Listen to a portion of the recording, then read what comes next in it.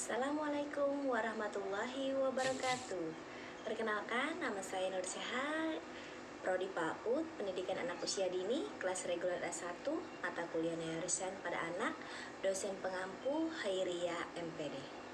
Baik, saya akan menjelaskan 10 bagian otak manusia dan masing-masing fungsinya.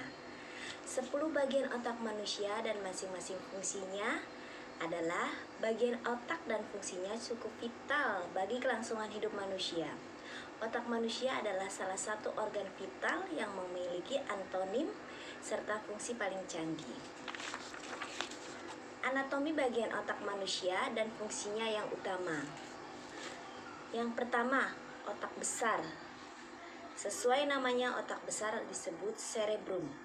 Merupakan bagian yang paling besar dan fungsinya juga paling banyak.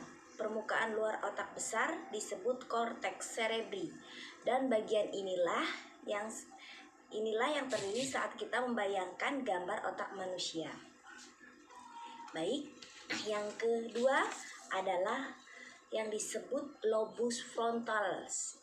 Lobus frontalis adalah yang terbesar dibandingkan dengan lobus lainnya. Lobus ini terletak di otak bagian depan, kira-kira sejajar dengan tulang dahi. Fungsinya adalah untuk mengkoordinasikan perilaku yang memerlukan kemampuan tingkat tinggi, seperti kemampuan motorik, menyelesaikan masalah, pencernaan fokus, dan menimbangkan baik buruk. Lobus frontalis juga berperan untuk mengatur emosi serta mengatur impuls atau informasi rangsang. Yang kedua adalah lobus parietal. Lobus parietal terdiri di belakang lobus frontal, yaitu bagian ini berperan dalam mengatur sensasi tubuh, tulisan tangan, posisi tubuh, dan menerjemahkan informasi yang dikirimkan oleh bagian otak lain. Oke, yang ketiga, lobus temporal. Lobus temporal terletak di sisi sebelah kiri dari kanan otak, dekat telinga. Fungsi lobus temporal adalah untuk mengendalikan kemampuan daya ingat visual. Baik, yang keempat adalah lobus occipital. Lobus occipital terletak di bagian belakang otak. Bagian ini berperan besar dalam kemampuan seseorang untuk bisa membaca dan mengenali literasi serta aspek penglihatan lainnya. Yang kedua adalah otak kecil. Otak kecil atau disebut cerebellum terletak di bawah otak besar, tepatnya bagian bawah lobus occipital. Bagian otak ini berperan penting dalam kemampuan motorik halus seperti koordinasi tangan dan kaki. Otak kecil juga berperan dalam keseimbangan tubuh, postur, dan pemerataan. Fungsi otak kiri dan kanan. Yang ketiga adalah batang otak. Batang otak adalah bagian otak yang terletak di bagian otak kecil dan menghubungkan otak besar ke susunan saraf di tulang belakang. Batang otak kemudian dibagi lagi menjadi yang pertama otak tengah, yang kedua pons, terus medula oblongata. Medula oblongata adalah bagian otak yang letaknya bagian bawah. Bagian ini berfungsi sebagai pusat pengaturan fungsi jantung dan paru-paru. Seperti yang kita tahu, jantung dan paru-paru kita bergerak secara otomatis tanpa perlu ada keinginan atau perintah terlebih dahulu. Yang keempat adalah talamus. Talamus adalah bagian otak yang terletak di atas batang otak dan fungsinya untuk memproses dan memindahkan informasi mengenai pergerakan sensori di otak. Yang kelima adalah hipotalamus. Hipotalamus adalah sekelompok sel saraf yang terletak di dasar otak, dekat dengan kelenjar pituitari. Bagian ini berhubungan dengan banyak bagian lain yang bertanggung jawab untuk mengontrol rasa lapar, haus, emosi, suhu tubuh, tekanan darah, dan siklus tidur. Yang keenam adalah sistem limbik. Sebenarnya hingga saat ini belum ada pengelompokan resmi seputar bagian-bagian dari sistem limbik. sistem limbik di otak.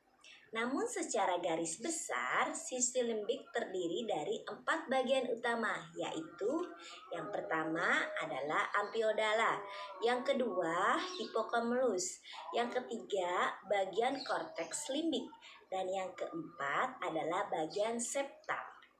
Struktur di atas berperan sebagai jembatan yang menghubungkan sistem limbik. Yang ketujuh adalah ganglia basalis. Ganglia basalis adalah sekelompok sel saraf yang berukuran besar dan terletak di sekeliling talamus. Bagian ini sangat penting dalam mengatur pergerakan tubuh manusia. Yang kedelapan adalah kelenjar hipofisis.